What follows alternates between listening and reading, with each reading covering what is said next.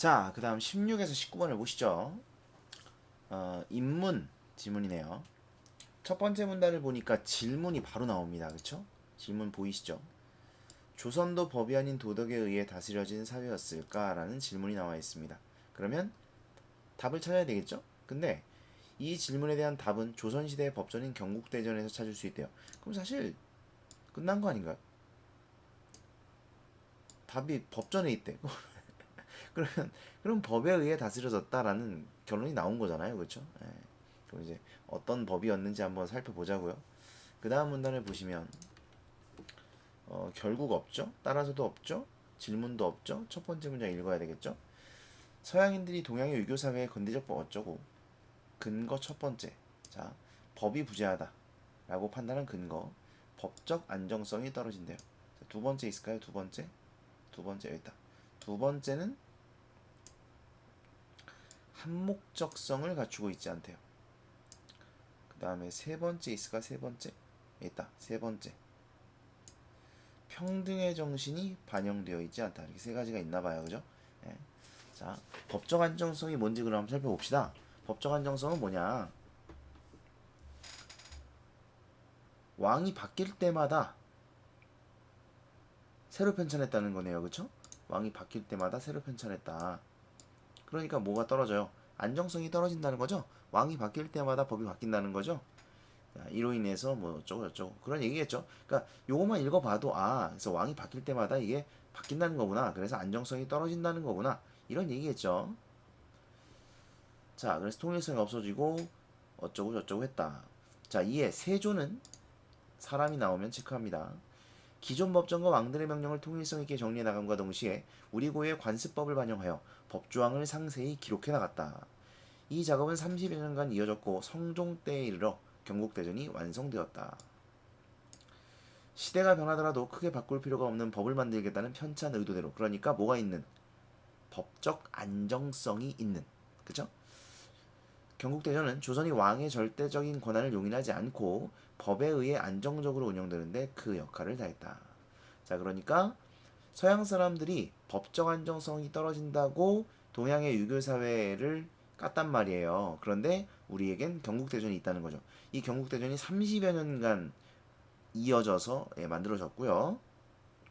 그래서 왕의 권한에 따라서 휙휙 바뀌지 않는 그런 법이었다는 얘기죠. 자, 두 번째는 한목적성, 목적에 부합하는가 이런 걸 따지는 거겠죠. 자, 여기 보시면 최양이라는 사람이 나왔고 사람 체크. 이건 이제 사람이 한 말이네요. 사람은 욕망이 싹트면서 선한 바탕을 잃어버린다. 그래서 덕치를 이상으로 하되 현실에서는 법을 수단으로 삼아야 한다고 말했습니다. 그러니까 사람의 본성은 물론 착하지만 욕망 때문에 그 본성을 잃어버린다는 거죠. 선한 본성을. 그래서 법으로 다스려야 된다. 이런 이야기입니다. 자, 그래서 법이 덕질하는 이상을 위한 수단으로 사용되어야 한다. 이에 따라 경국대전에는 사형을 집행할 때 세 차례에 걸쳐 상황을 참작할 자료가 있는지 조사하고 충분한 논의 후 형량을 조정하여 왕이 최종적인 판결을 내려야 한다는 삼복제도가 명시되어 있대요. 삼복제도. 이는 법으로서 죄인을 처벌하는 데에만 목적을 두지 않고 법을 수단으로 하여 백성을 덕으로 다스리려는 목적을 이루고자 한 것이라 볼 수 있다. 그래서 이 한목적성이라는 게 그러니까 뭐예요? 한목적성이라는 게 이거죠. 백성을 덕으로 다스리려는 목적을 이루고자 한 것. 이게 합목적성인 거죠. 됐어요? 그 다음에 세 번째, 평등의 정신이었는데, 철저한 신분제 사회 속에서 편찬되었음에도 불구하고 경국대전의 전체 처벌 규정 가운데 45%는 비리를 저지르거나 백성을 괴롭히는 관리들에 대한 처벌 규정이다. 45%가 관리들에 대한 처벌 규정이라는 겁니다. 이는 지배층이라 해도 유교 이념에 어긋나는 행동을 하면 처벌을 받아야 한다는 인식에서 비롯된 것. 그러니까 뭐가 반영되어 있다는 거예요?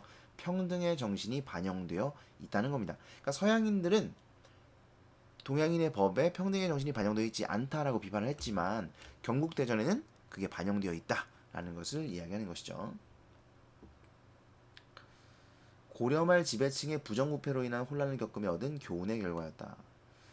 더불어 세금을 거두는 기준을 명확하게 제시하여 합리적으로 세금을 징수하고 출산을 앞둔 관노백에 80일간의 휴가를 주는 등 사회복지법적인 성격을 지닌 조항도 만들어 피지배층을 고려한 법을 만들기 위한 노력을 기울였다. 됐죠? 그래서 평등의 정신이 반영되어 있다. 이런 얘기가 되겠죠. 이상의 내용을 통해 우리는 B 기억에 뭐가 들어가야 될까요? 문제가 있을 텐데. 자, 기억에 들어갈 내용으로 가장 적절한 것은 그랬죠. 그래서 조선의 법이 1번이겠죠? 근대성을 지닌 법으로 운영된 사회다. 그러니까 보시면 이거예요. 첫 번째 문단에서 분명히 법이 아닌 도덕에 의해 다스려진 사회였을까? 아니라는 거죠. 아니고 법에 의해서 다스려졌다는 겁니다. 그럼 서양인들은 근대적 법이 부재하다고 판단한 이유가 세 가지인데 경국대전에는 그 세 가지가 다 들어있다. 그러니까 근대적인 법이다. 이런 얘기가 되겠죠. 그래서 17번에 1번이 정답이 돼야 됩니다. 근대적인 법이고 더불어 지배층의 모범을 강조했고 현실적인 법을 통해 궁극적으로 덕치를 추구한 조선의 왕과 관리들의 노력 또한 확인할 수 있다. 자, 문제를 한번 볼게요. 경국대전에 대한 설명으로 적절하지 않은 것은 1번이죠. 왕이 바뀔 때마다 전면적인 수정이 반복되었다. 그러면 사실 의미가 없죠, 이게. 네.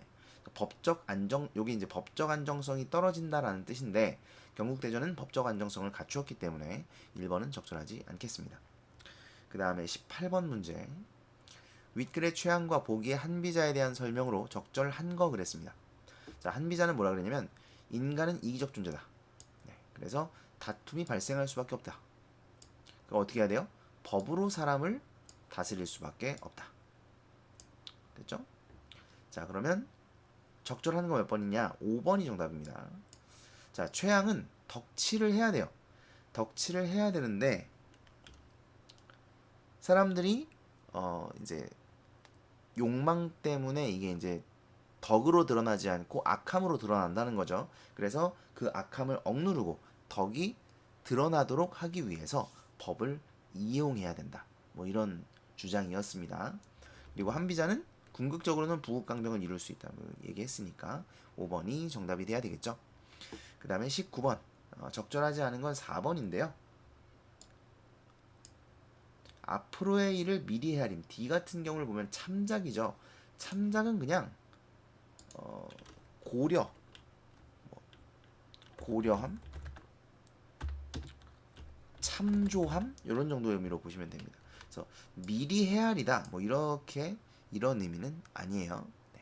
그래서 4번이 적절하지 않다 이렇게 보시면 되겠네요.